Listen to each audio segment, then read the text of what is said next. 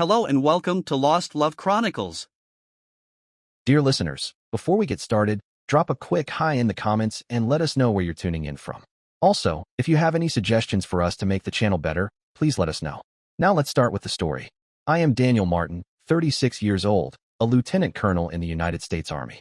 I live a disciplined life where every step is carefully calculated, every decision weighed against its consequences. But if you ask me where my heart truly belongs, I'll tell you about a mansion on a hill in the suburbs of Virginia. It's worth about $70 million, an immense fortune. That place, that house, is where I grew up, where I learned the meaning of love, responsibility, and integrity. It is not just a house, it is my entire world. My parents, Russell and Bethany Martin, instilled in me the values I carry with me to this very day. And let me tell you, this story isn't just about me. It's about family, about legacy, about the lessons that shaped who I am today. Our family mansion sits on a gentle hillside where towering pines stand like sentinels guarding the estate. Each morning, sunlight filters through the foliage, casting shimmering patches of light across the lawn, as if nature itself is painting a picture just for us. The house, with its pale gray stone walls and soaring windows, is more than an architectural marvel. It is a symbol of the love and dedication my parents poured into our lives. Every corner of that house, every room, tells a story about our family. I was born there, raised in the loving arms of my parents and in the laughter of my younger brother Edward.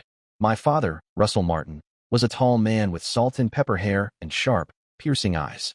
He built a renowned investment firm in Virginia, and people admired his success. But what made me respect him wasn't his wealth or his status, it was the way he lived.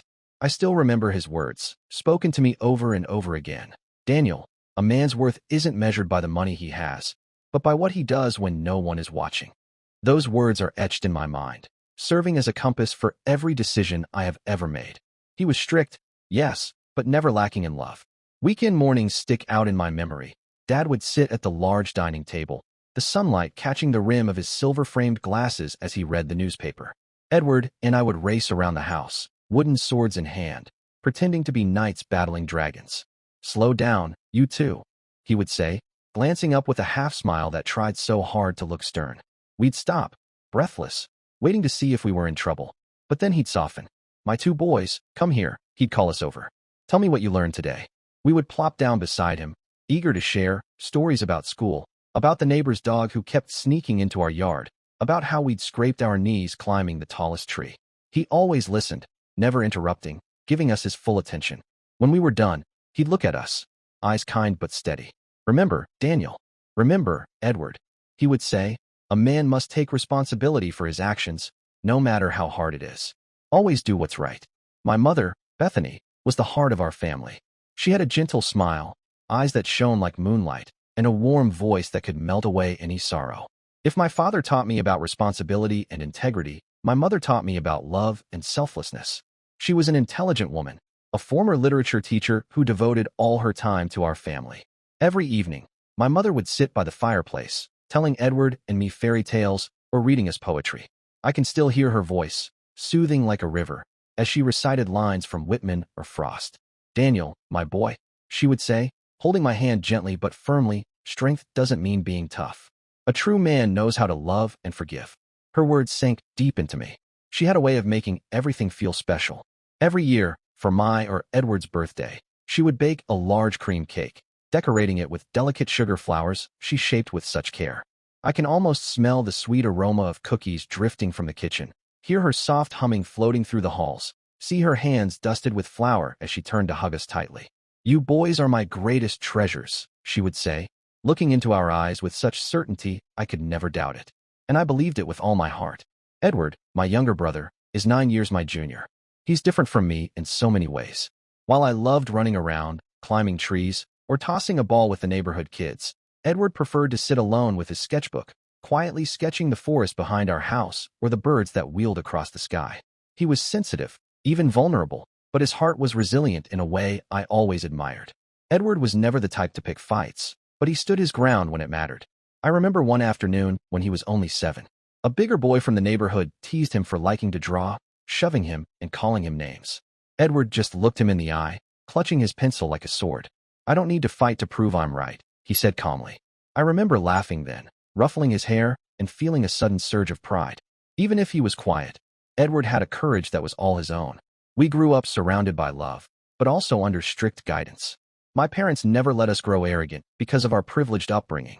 You live in a beautiful house, my father would say, fixing his serious gaze on us, but don't let it define you. Money can buy a house, but only love and integrity build a family. The mansion, with its long hallways lined with antique paintings, and the flower garden my mother tended so lovingly, was more than just a home. It was a symbol, a living testament to the values my parents wanted to pass down to us. One of my fondest memories is of those family evenings in the grand dining room. The oak table was always dressed in a white silk cloth, and laden with dishes my mother had prepared herself: roast beef, creamy mashed potatoes, warm bread, and the rich smell of herbs filling the air.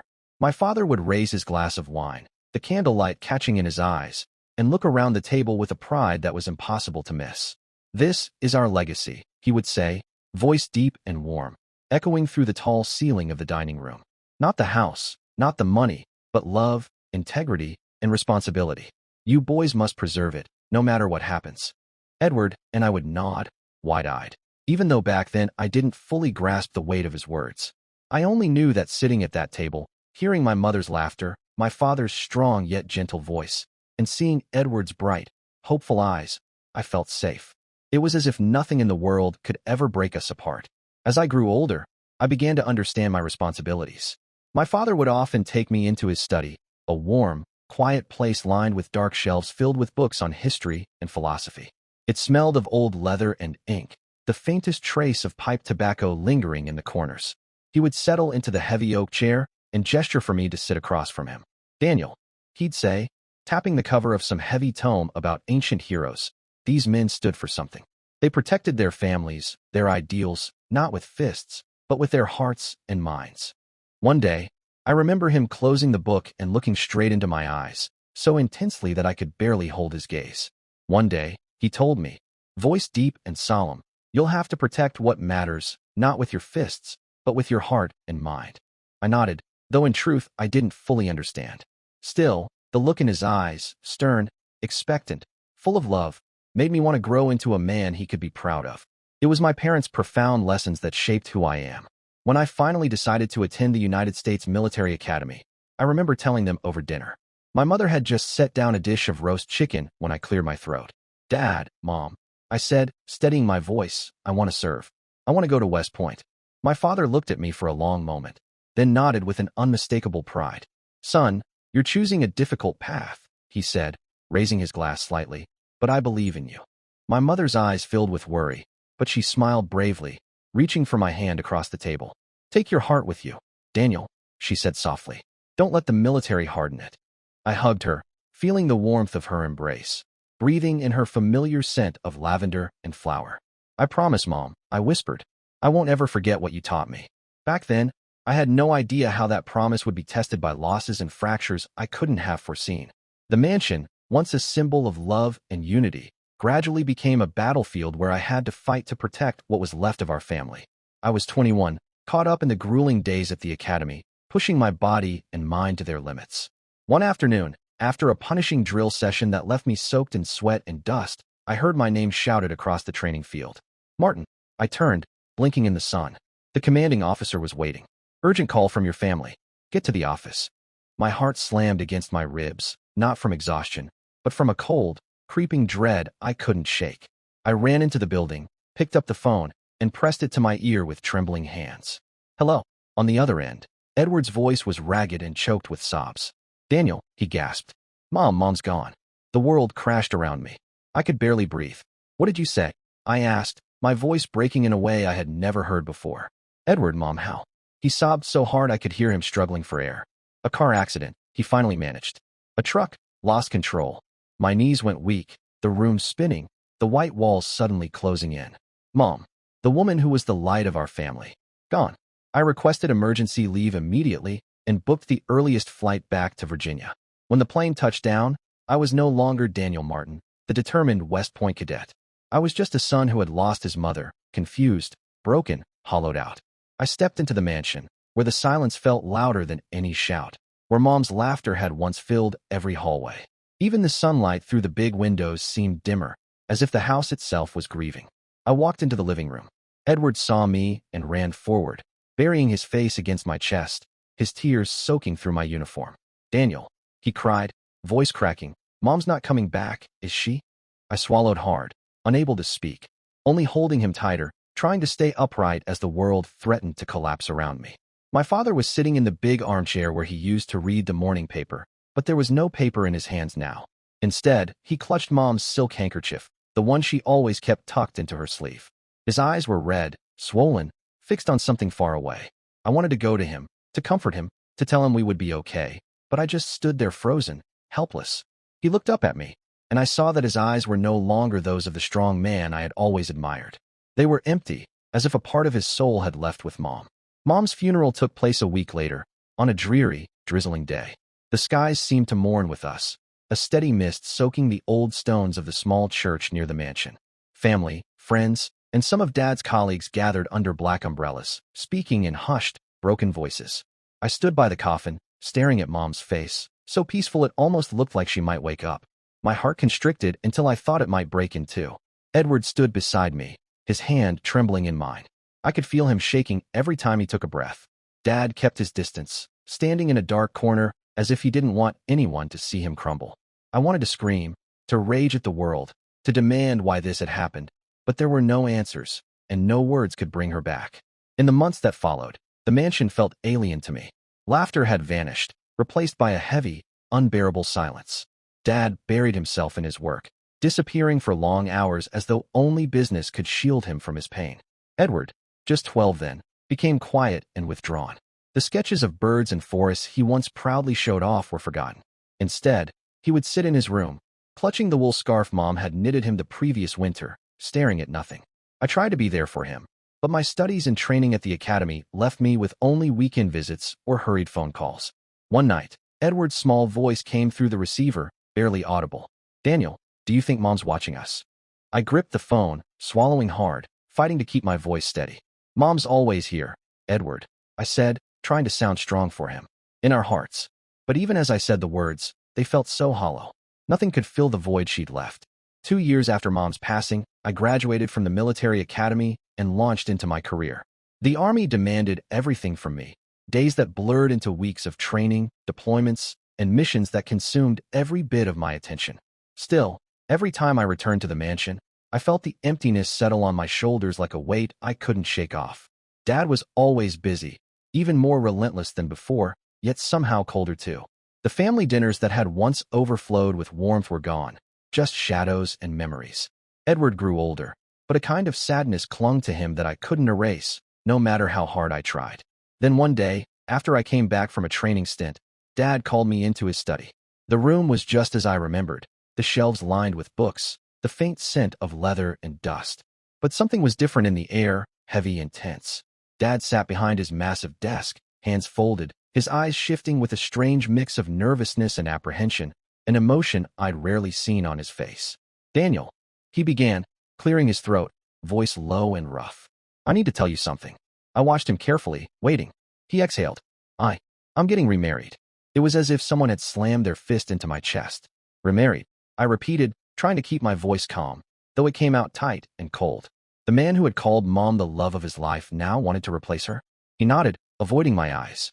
"Her name is Vanessa," he said. "A woman I met through work. She understands me, Daniel." She brought light after years of darkness. I clenched my jaw, wanting to scream at him that no one could ever replace Mom, that her memory should never be buried by someone else's smile. But then I saw the look in his eyes, not the look of a man in love, but a man desperately trying to fill a bottomless void. I nodded stiffly, too angry to trust my voice. And then Vanessa entered our lives like a strange breeze.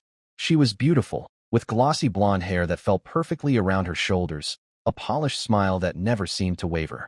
But there was something in her eyes that made me distrust her. Vanessa didn't come alone. She brought along her daughter, Hazel, who was Edward's age, 14. Hazel had her mother's beauty, the same sculpted features and blonde hair, but a sharp, snarky personality that grated on me the moment we met. At our first introduction, Vanessa hugged me, her perfume thick and cloying. "Daniel," she cooed, voice dripping honey, "I've heard so much about you. I hope we'll be close." Her words were sweet, but every syllable felt suffocating, fake, crawling across my skin like something I wanted to shake off. Hazel was different, bolder, more pointed. As Edward and I showed her the garden, she turned up her nose, eyes darting over Mom's roses as if they were trash. "This house is huge," she said with a smirk, twirling a strand of her perfect hair between her fingers. "But it must be so boring, right, Edward?"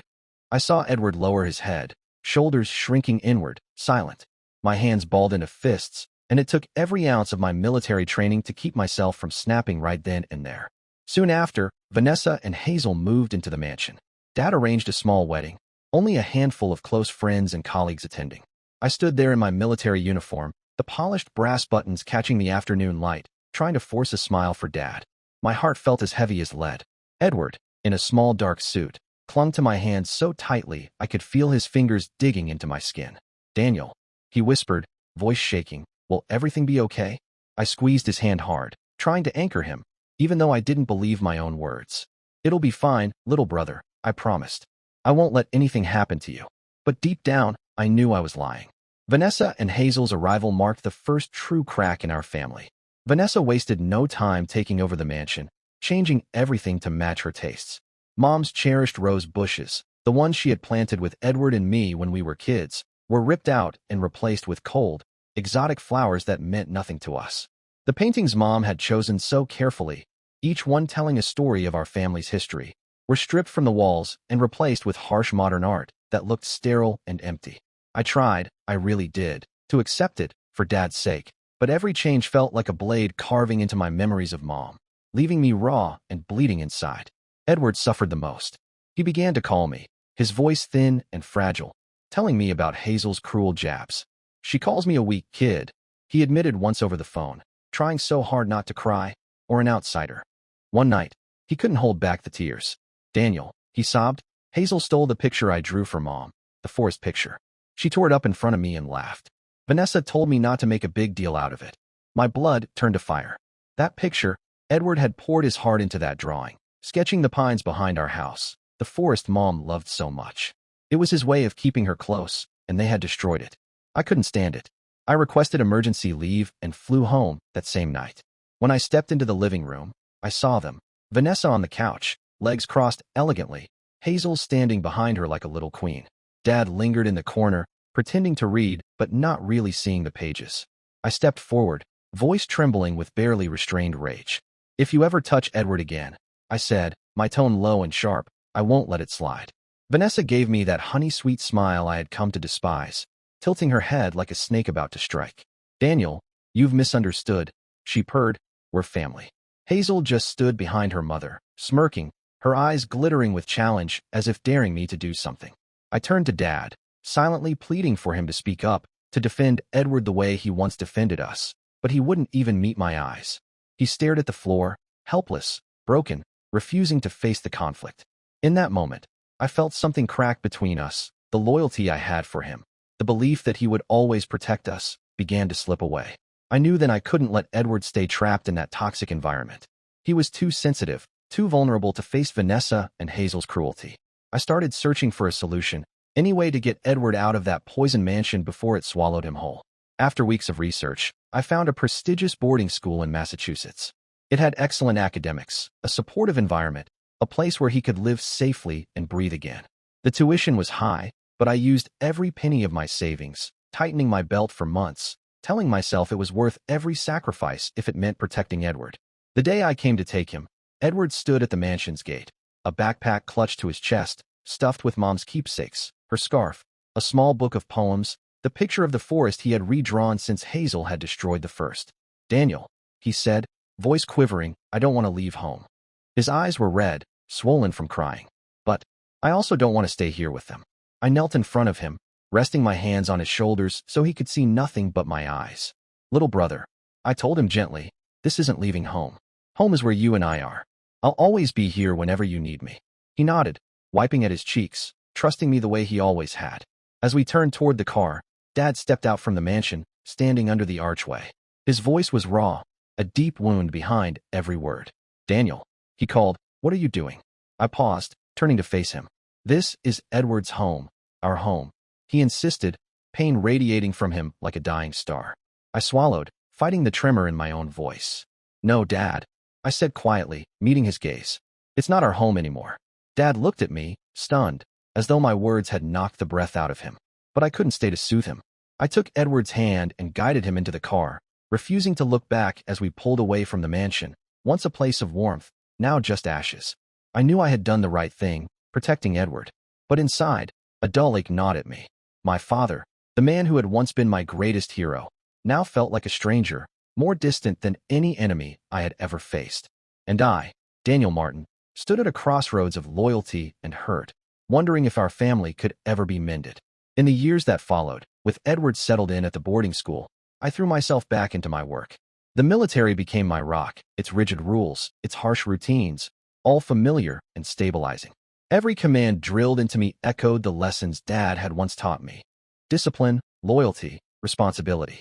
I advanced quickly, earning several commendations and medals. Each time I stood on a parade ground, receiving praise from commanders, I thought of Dad, of how his eyes had shone with pride when I graduated from the academy. There were moments, medals pinned to my chest, where I would reach for the phone, wanting to call him, to hear his voice again. But every time, my hand froze, heavy with doubt. The distance between us, though measured in mere miles, felt deeper than any ocean.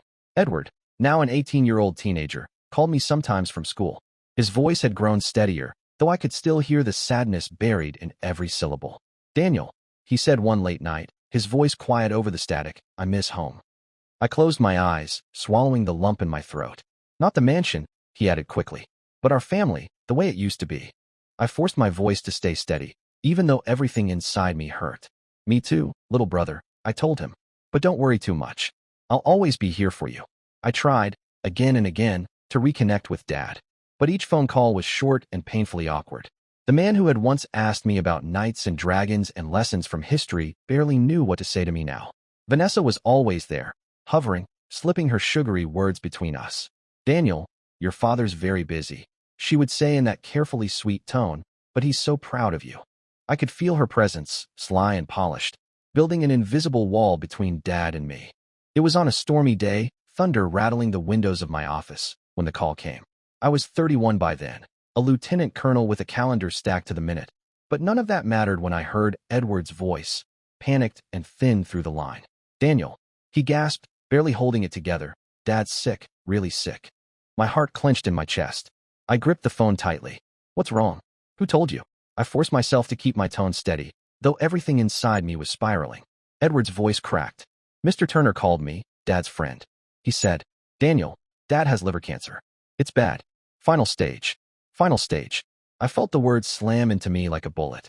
My father, the man who had once stood as strong as a mountain, who seemed unshakable even on the worst days, was dying. Without hesitation, I put in for emergency leave, pushing aside every duty, every responsibility, because at that moment there was only one mission: get home. When the plane landed in Virginia, I wasn't Lieutenant Colonel Daniel Martin anymore. I was just a son, desperate to see his father and somehow heal the wounds I had left to fester for too long. But as I arrived at the mansion, that familiar iron gate, now cold and unwelcoming, I was met by the last person I wanted to see. Vanessa. She stood at the entrance in an expensive silk dress, perfectly tailored, her hair immaculate, her practiced smile unchanged.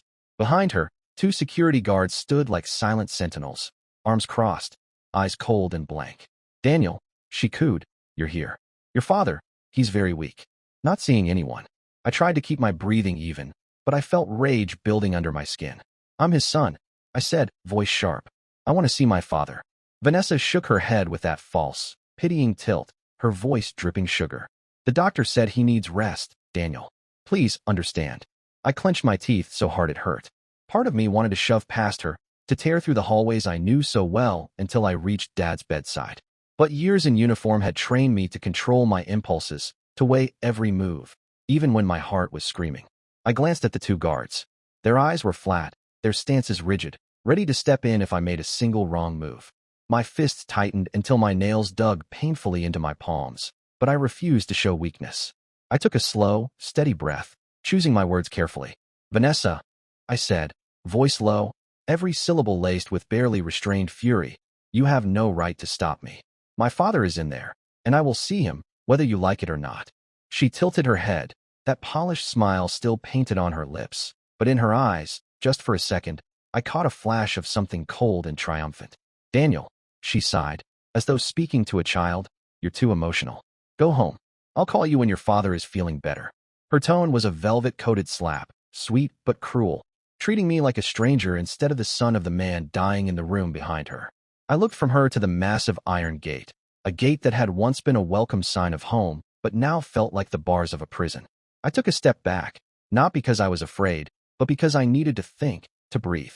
I wasn't that impulsive boy anymore. I was an officer, trained to be calm even under fire.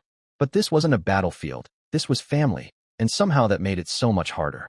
I met Vanessa's cold, unblinking gaze and felt a promise harden inside me. You'll regret this, I told her, voice steady, carved from steel. Then I turned and walked back to my car. Sitting in the car, I gripped the steering wheel so hard I thought it might crack. My breathing was heavy, ragged. I couldn't let Vanessa control everything, not this. My father was inside, frail, maybe needing me more than ever. I closed my eyes, remembering his voice, the way his eyes had gleamed with pride the day I graduated from West Point. A man must stand up for what matters. Dad had always mattered more than anything. I pulled out my phone and dialed the local police. My thumb shook as I pressed the numbers, but I forced myself to breathe evenly. A calm female voice came through the line. Fairfax County Police, how can we assist you? I swallowed, trying to keep my tone steady. My name is Daniel Martin, I said. I'm at my family's mansion, 1427, Oakwood Road. My father is gravely ill, and the woman inside, not my mother, is refusing to let me see him. I'm his son. I have every right to be there. The dispatcher's voice stayed neutral and professional as she asked for a few more details. I gave them quickly, clipped but clear, every word carrying the urgency boiling under my skin. We'll send a unit right away, she assured me. I hung up, letting a fraction of the tension drain from my shoulders. Still, the knot in my chest didn't loosen. I sat there staring at the iron gate, willing it to open, willing time to hurry up. 15 minutes later, blue and red lights cut through the dusk. A patrol car pulled up, and two officers stepped out, a middle-aged man with a no-nonsense expression and a younger woman carrying a notepad. I jumped out of my car, introducing myself in as calm a voice as I could manage, quickly explaining everything again. The male officer nodded, giving the gate a wary glance. We'll talk to her, he said. Stay calm, sir. I stood back, heart hammering, as they rang the bell. After a long moment, Vanessa appeared at the doorway, her silk dress catching the dying light. Her smile was sickeningly sweet, as if nothing at all was wrong. Oh, officers, she said, voice syrupy. What's the matter? I stood behind them, every muscle in my body taut. The female officer spoke, calm but firm. We received a report that Mr. Martin here is being prevented from seeing his father. He is the son of the homeowner, and he has a right to enter. Vanessa blinked dramatically, her face a perfect mask of innocence. Oh, goodness, it's all a misunderstanding, she said lightly, turning to me with that same too smooth smile. Daniel, I wasn't stopping you. Your father is just very weak, and I was trying to protect him. Her gaze hardened even as her lips stayed curved. If you want to come in, of course you can. I'm only looking out for your father's well-being. I clenched my jaw so tightly I thought it might crack. She was lying, performing, but in front of the officers I had no choice but to play along. I want to go in now, I told her, voice clipped, unyielding. She nodded, pivoting gracefully as if she'd always intended to welcome me, and opened the gate. The two guards stepped aside, though they kept their eyes locked on me, cold and watchful. I stepped inside, following Vanessa through the grand foyer that once smelled of Mom's roses. The air was thick with her perfume instead, cloying and unfamiliar. Mom's paintings were gone, erased from the walls like she'd never existed. We climbed the stairs in silence, the click of Vanessa's heels echoing against the marble. Finally, she gestured to the master bedroom door. He's in there, she murmured, still dripping that artificial sympathy. The officer stayed back outside the doorway as I reached for the handle, my pulse roaring in my ears. I stepped in, my heart pounding. Dad lay in bed, so frail I barely recognized him. His skin had turned pale, almost waxy, and his once sharp eyes were cloudy, dulled by exhaustion and pain. Medical tubes coiled around him like chains, tying him to the machines that kept him alive. I felt my chest constrict as I stepped closer, then knelt beside him, taking his hand carefully in mine. The faint warmth in those thin fingers made my throat tighten. Dad? I whispered, voice shaking. It's me. His eyelids fluttered, and for a moment I saw a trace of the father I knew. A faint smile, weak but genuine, tugged at his lips. Daniel, my boy, he rasped, each word a battle. Then a tear slipped from the corner of his eye. I'm sorry for everything. I swallowed hard, feeling the burn behind my eyes. There were so many things I wanted to ask, to demand. Why did you let Vanessa take over? Why did you push Edward and me away? But none of that came out. I just held his hand tighter, letting the tears stream down my face. I'm here, Dad, I told him, voice breaking. I'll always be here. From the doorway, I felt Vanessa's eyes on me, cold and watchful, like a blade against my spine. The officers glanced at us one last time, then nodded politely to her. Looks like everything's in order, the male officer said. Call us if you need anything. I watched them go, their footsteps fading down the stairs. As the sound of the patrol car disappeared outside, Vanessa's pleasant mask melted away. Her smile turned sharp and venomous. She clapped her hands, and the two guards moved in behind me, quick as shadows. Daniel, she said, her voice stripped of any sweetness, you've seen your father. Now leave. I stood, turning to face her, fighting to stay calm even as my hands shook. You can't kick me out of my own home, I growled, my voice low. She tilted her head, eyes gleaming with a predatory calm. Don't make this worse, she warned. Your father needs peace, and you are causing a disturbance. Before I could answer, the guards grabbed my arms, their grip iron-strong. I twisted, trying to break free, but they were faster, stronger, and I refused to risk hurting Dad by fighting them in front of his sickbed. Vanessa, you'll pay for this, I shouted as they dragged me across the marble floor. She followed, her heels clicking like a metronome behind me, her tone cold and unfeeling. Daniel, she called out, almost gently, don't come back here to stir up trouble. Think of your father. The guards shoved me past the front doors and out through the iron gate. The heavy door clanged shut behind me like a prison lock. I stood there in the dusk, breath coming in ragged gasps, staring at the house that had once been my haven. I had seen Dad, but only for those few precious, painful minutes, and Vanessa had ensured it would be the last. I pulled out my phone, hands trembling, thinking of calling the police again. But I knew deep down they wouldn't help. Vanessa was too skilled, too manipulative, too careful at hiding her schemes. But I couldn't give up. Dad was in there, frail, maybe dying, and I knew he still needed me, needed Edward, even if just to hold his hand one more time. When I finally got back to the military base, my body was there, but my mind wasn't. I went through briefings and orders, but none of it landed. All I could think about was how to break through the fortress Vanessa had built around my father. The days that followed were a blur of desperate efforts. I called Dad every day, sometimes 3 or 4 times. I would pace my barracks, listening to the phone ring endlessly before rolling to voicemail. That same hollow recording. This is the Martin residence. Please leave a message. I left dozens of messages, my voice shifting from calm to pleading to angry, never knowing which would work. Vanessa, please, let me speak to my father. I'm his son, I said again and again, the words tasting like ash in my mouth. But there was never a reply. I tried texting, short messages that felt like prayers sent into the wind. Dad, it's Daniel. I want to know how you're doing. Please call me. But the phone screen stayed silent, blank and uncaring, as if my words had fallen into a black hole. I didn't stop there. I refused to let Vanessa cut off every path. I began to write letters, long, handwritten letters, the way Mom used to when she had something truly important to say. I poured my heart into every word, telling Dad about my days in the military, about Edward, about the quiet ache I felt whenever I thought of those family evenings by the fireplace. I wrote about the roast beef dinners, the way Mom laughed, how Edward's sketches used to brighten the hallways.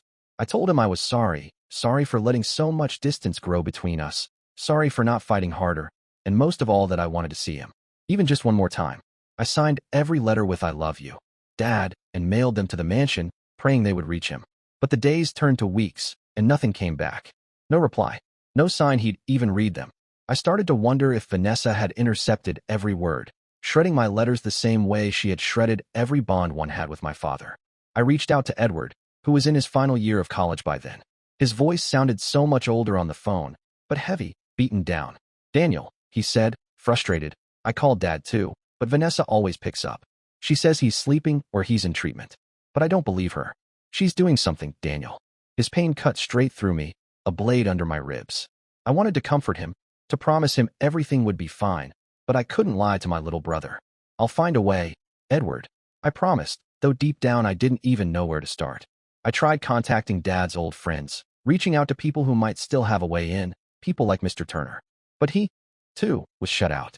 She won't let anyone near, Turner told me over the phone, his voice weighed down by defeat. I tried to visit Russell, but she told me he didn't want to see anyone. I don't know what else to do. The helplessness in his voice only deepened my own. I felt a burning anger, But more than that, I felt like a complete failure. I was a lieutenant colonel, trained to lead soldiers through hell itself, yet against Vanessa, I was powerless. I couldn't even protect my father as he fought for his life. Then, about a month later, while I was at the base preparing for a strategy briefing, my phone buzzed. I glanced at the screen, the mansion's number. My heart leapt into my throat, hoping maybe, just maybe, it was Dad. But as I answered, Vanessa's icy voice poured through the speaker like poison. "Daniel," she said, crisp and formal. "I'm calling to inform you your father, Russell, passed away this morning." I froze, the briefing room spinning around me, my breath leaving my lungs in a violent rush. "No, that's not possible," I whispered, but she went on, detached and clinical, like she was reading a grocery list. "He passed peacefully," she continued. "I did my best to care for him. The funeral will be this weekend. You and Edward should come." I couldn't even remember if I responded. Maybe I did, maybe I didn't. All I could feel was the emptiness crashing through me, cold and merciless. Dad, the man who had taught me everything I knew about loyalty, about responsibility, about being a man, was gone. And I hadn't been there. I hadn't been at his side in his final moments. I called Edward right away, my voice cracking under the weight of it all. "Edward, I managed, Dad is gone." On the other end of the line, my brother broke. "Why?" he sobbed, his voice strangled. "Why weren't we allowed to see him? Why, Daniel?" I didn't have an answer. His pain felt like my own, tearing my heart open. "I don't know." I choked out. "I don't know, little brother. We couldn't change it. All we could do was bury the man who had once held our world together." I picked Edward up from his dorm, and we boarded the flight to Virginia together, silent, both of us locked in our own grief. When we arrived, we went straight to the small church near the mansion, the same one where Mom's funeral was held. I felt like I was reliving a nightmare. The sky was the same dull gray, the air heavy with that suffocating stillness that only funerals seem to hold. A crowd gathered, Dad's old friends, his colleagues, even strangers I didn't recognize, all there to pay their final respects. Vanessa and Hazel stood at the center like royalty, acting their parts as the grieving wife and daughter. Vanessa wore an elegant black dress, a single string of pearls resting at her throat, tears rolling down her cheeks in perfect, theatrical streams. But her eyes were cold, distant. I could see it clearly even through the veil of false mourning she wore. Hazel stood beside her, her head bowed in apparent sorrow, but when our eyes met, a faint smirk flickered across her lips, vanishing as quickly as it came. I stood back with Edward, gripping his hand, trying to stay strong for him. He leaned against me, trembling.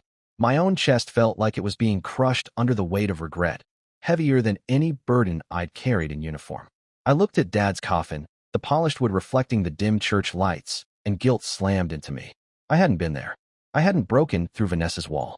I had failed him when he needed me most. Edward's voice was a raw whisper.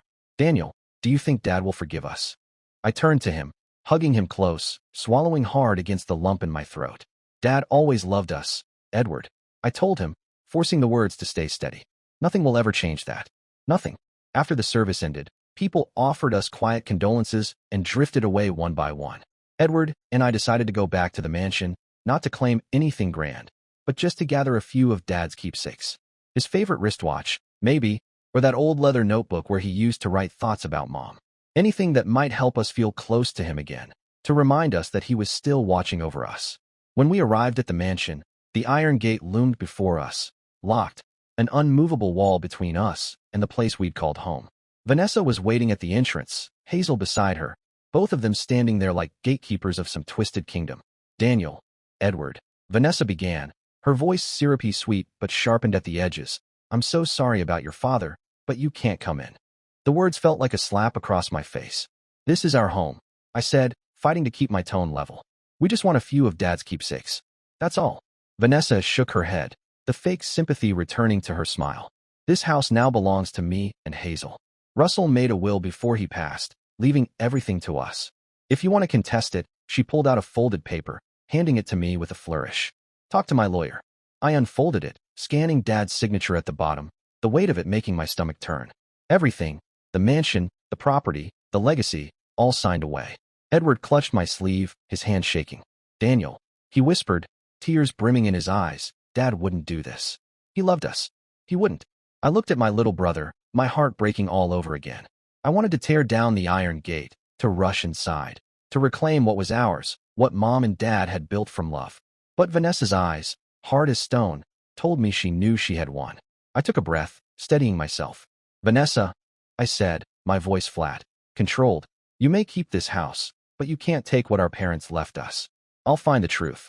She didn't answer, just smiled that cold, perfect smile, and gestured to the guards behind her. They didn't move to hurt us, but their silent, watchful presence was a clear threat. I turned to Edward, gently tugging him back toward the car. Come on, little brother, I said, keeping my voice calm for his sake. We'll find a way. As I pulled away from the mansion, something inside me reignited, a fire I hadn't felt since I first put on my uniform. Vanessa and Hazel might think they'd won, that they had buried the past along with my father. But they were wrong. I was Daniel Martin, son of Russell and Bethany Martin, raised to fight for what's right. The mansion wasn't just property. It was the symbol of everything my parents had built together, their love, their struggles, their values. I wasn't going to let schemers rip that legacy away. I glanced at Edward sitting next to me, still clutching the old backpack filled with Mom's keepsakes. His eyes were vacant, lost somewhere between grief and a fragile determination. I knew that look because it mirrored my own heart. As I drove him back to my small apartment on the outskirts of Virginia, the place I used whenever I was off duty from the base, Edward barely spoke. When we stepped inside, he sank onto the worn sofa, holding tight to Mom's scarf like a lifeline. Daniel, he finally whispered, his voice so small it almost broke me. Did Dad really make that will? I knelt in front of him, placing a hand on his shoulder, steady and reassuring. Edward, I don't believe it. Dad loved us. He would never just cut us out like that. I swallowed, forcing strength into my voice. I will find out what's going on, I promise. He nodded weakly, but I could still see that doubt flicker in his eyes. I started where I knew I had to, with Mr. Turner, Dad's closest friend, the only one who had tried to warn me before. I called him, and he agreed to meet at the coffee shop Dad used to take me to as a boy. When I walked in, I saw him in a corner booth, hunched slightly, a worn hat in his hands. His face was deeply lined, his eyes full of worry. Daniel, he said, voice rough and low, I tried to tell you, son. I sat down across from him, leaning in. Tell me everything, Mr. Turner. I need the truth. He sighed, running a shaky hand across the table. Vanessa controlled everything once Russell got sick. I tried to visit, but she shut me out. Daniel, I don't trust her. I never did, but I had no proof. I told him about the will, about how Vanessa claimed the entire estate for herself and Hazel. Turner shook his head sharply, the edge of anger breaking through. Russell wouldn't do that, Daniel. You know how much he loved you boys. That house, that's your family's legacy, not hers. He paused, lowering his voice even more. There's someone you should see. Henry Graham, your father's lawyer for decades. If anyone knows the truth about that will, it's him. The next morning, I tracked down Henry Graham's office, a quiet, dignified suite in a weathered brick building downtown. The smell of old leather and paper hit me the second I stepped inside, memories flooding back of Dad bringing me here as a child, explaining what integrity meant even in legal matters. Graham himself opened the door, silver hair perfectly combed, his face warm but etched with concern. Daniel, he greeted me, extending a firm hand. I'm so sorry about your father. He motioned me inside and gestured to a chair across from his polished wooden desk. I wanted to reach out, but Vanessa, she made things difficult.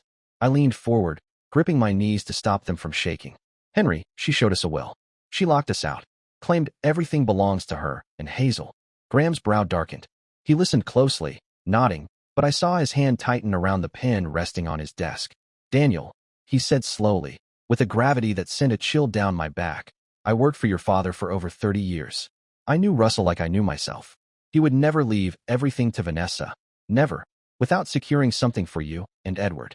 He stood and unlocked a drawer behind him, pulling out a thick file, its edges marked with sticky notes and paper clips.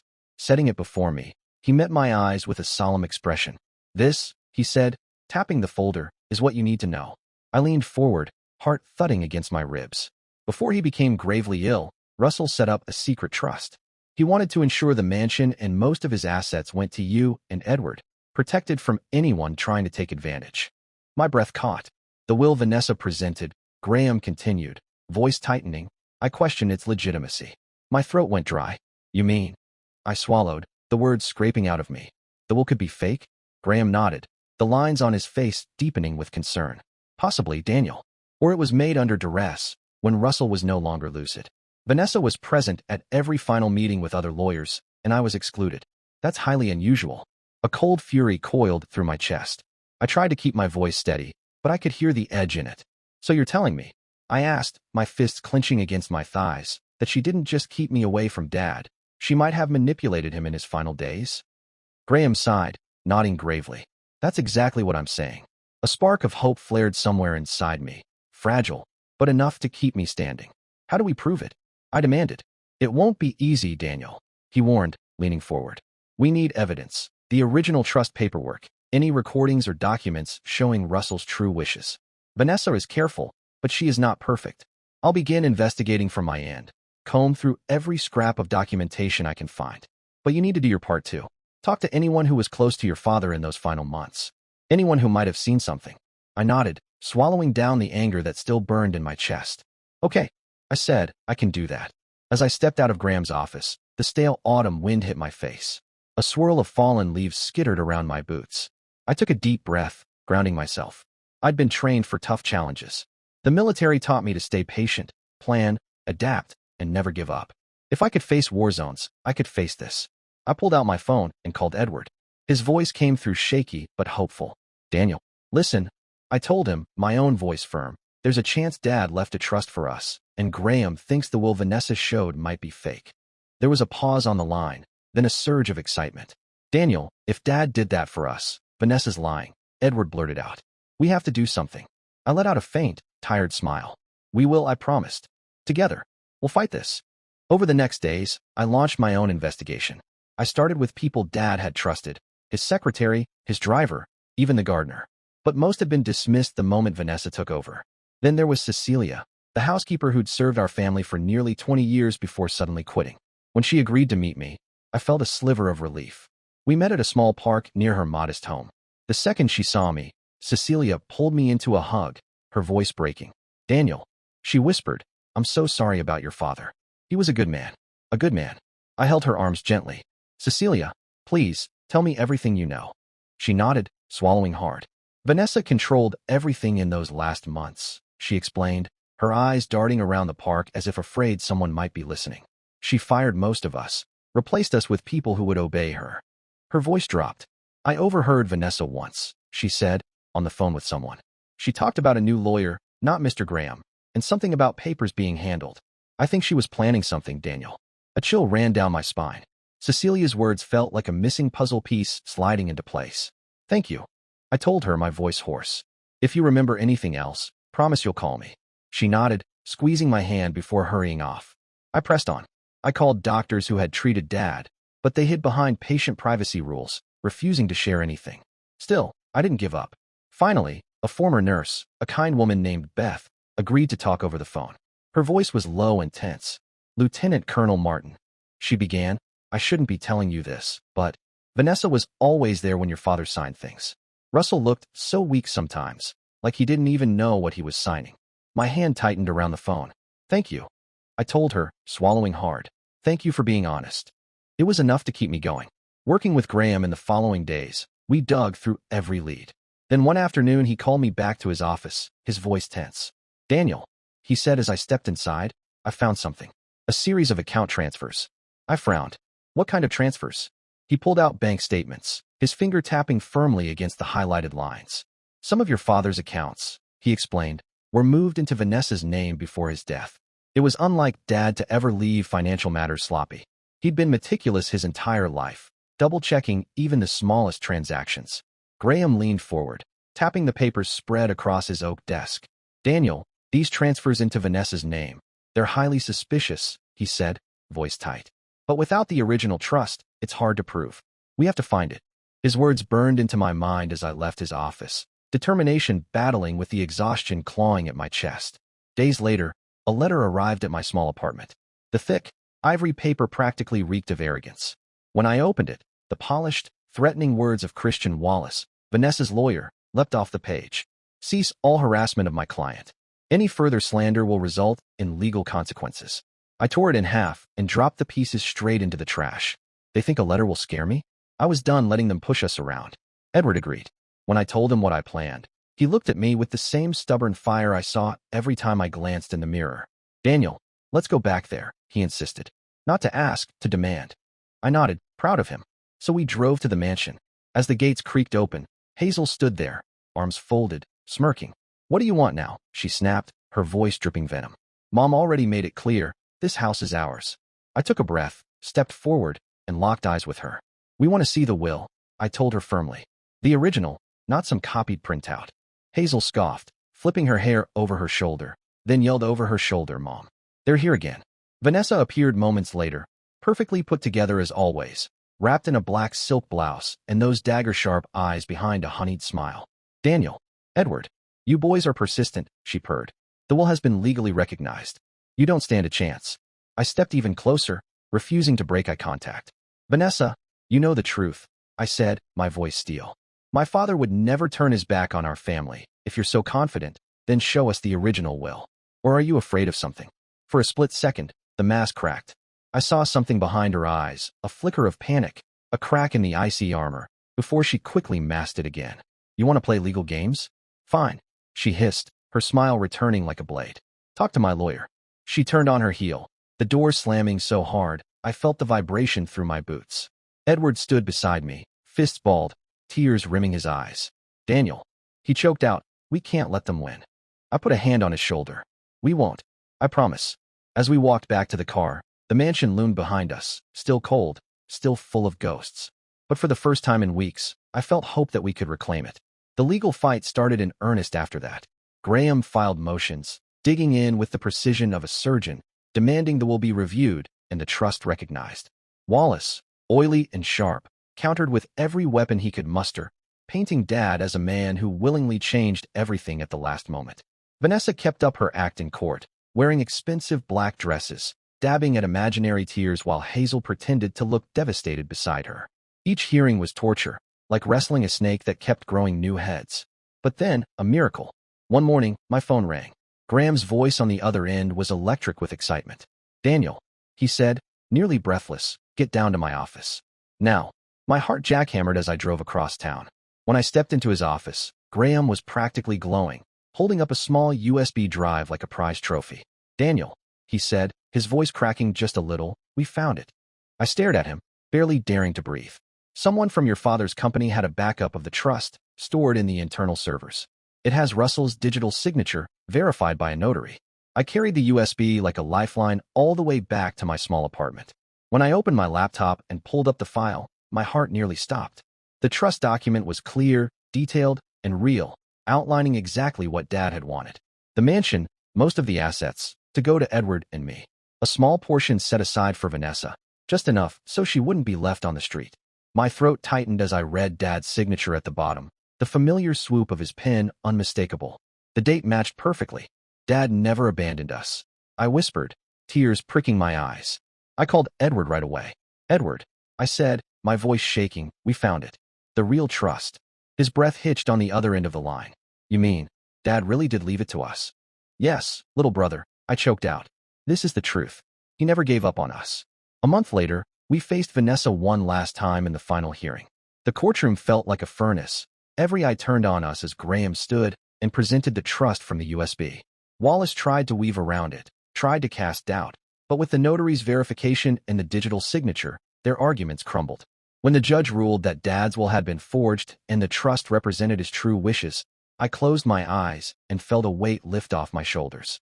Beside me, Edward gripped my hand so tightly it hurt, but I welcomed the pain. Vanessa and Hazel sat there as if the air had been knocked from their lungs, faces pale, no words left to spin. I looked at Vanessa across the aisle, searching her eyes. You lost, I told her, my voice steady, though it trembled with a quiet grief. But what I regret most is that you stole my final moments with my father. She didn't answer, didn't even flinch. She just rose, cold as stone, and gathered Hazel to leave. As they passed, Edward turned to her, voice shaking but strong. You can't ever take Dad from us. Not really. Vanessa didn't look back. When the gavel fell and the courtroom emptied, Edward and I stood together, letting it sink in. We did it, he said, wiping his eyes. Mom and Dad would be proud. I pulled him into a hug, my tears flowing freely now. Yes, little brother. We preserved their legacy. A week later, we returned to the mansion. As we walked through the iron gate, I felt like I was truly coming home for the first time in years. Inside, everything felt hushed, almost waiting. We moved through the halls, passing by walls stripped of Vanessa's cold modern art. The rooms felt like they could breathe again. In Dad's study, I found his old watch, still resting where he'd always left it, a silent sentinel. I ran my thumb across the worn leather strap, imagining his hands working late into the night. Edward, meanwhile, emerged from the master bedroom clutching Dad's notebook, filled with small entries about Mom, her laugh, her favorite songs, even notes about what flowers she loved to plant in spring. "Daniel," he called, voice breaking, "look at this." I glanced through the pages with him, each one a window to a happier past. "We're going to keep all of this safe," I told him, swallowing a wave of emotion. "For them." "Yeah," he nodded, smiling through tears, "for them." Living there didn't feel right. Too many ghosts, too many echoes of what had been lost. So Edward and I made the decision together. "We'll turn it into a community center," I said one evening as we stood on the front steps, looking over the garden. Edward nodded immediately. Mom would have loved that. Kids laughing, art classes, books, just like she always wanted. We set the plan in motion. Slowly, the mansion changed. Its grand halls filled with children's voices, with paintings and stories and laughter, everything Mom had believed in. Standing in the garden, where her roses had once bloomed, I felt a peace I thought I'd lost forever. The morning sunlight slipped through the pine trees, throwing dappled gold across the old stone. It looked just as it had when Edward and I were kids, running through the yard, thinking nothing could ever change. Now, the gray walls no longer felt like a battlefield, no longer soaked in betrayal.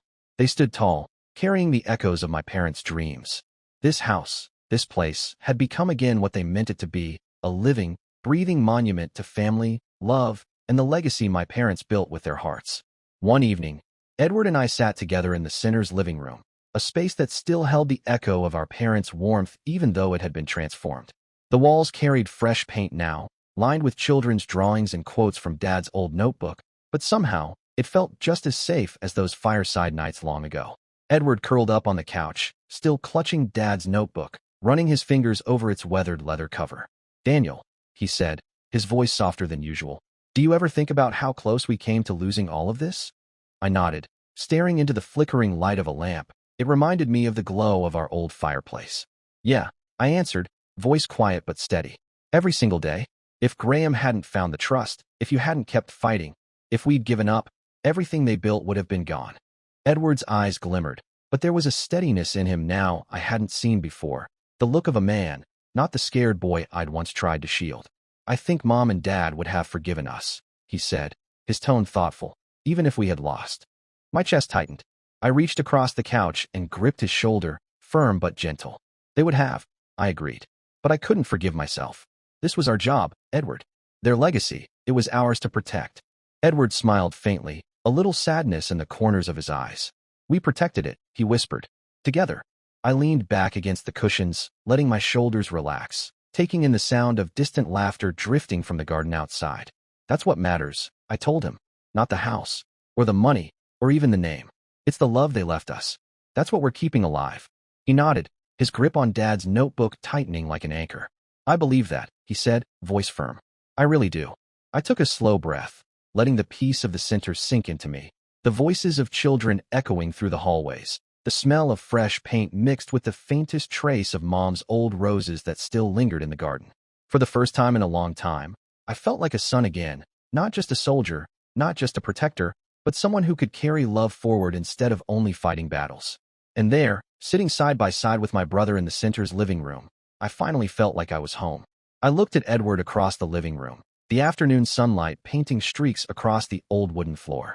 His face looked lighter somehow, no longer weighed down by grief the way it once was. "Little brother," I said quietly, feeling my chest tighten with pride, "I'm proud of you."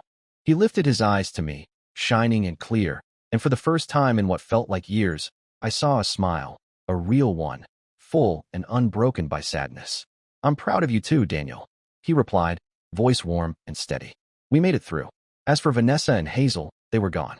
After the court's final ruling, they had vanished from our lives completely, slipping away to another city with only the small amount Dad had left Vanessa in the trust. A part of me wanted to feel triumphant, vindicated, but as I stood there with Edward, I realized I didn't.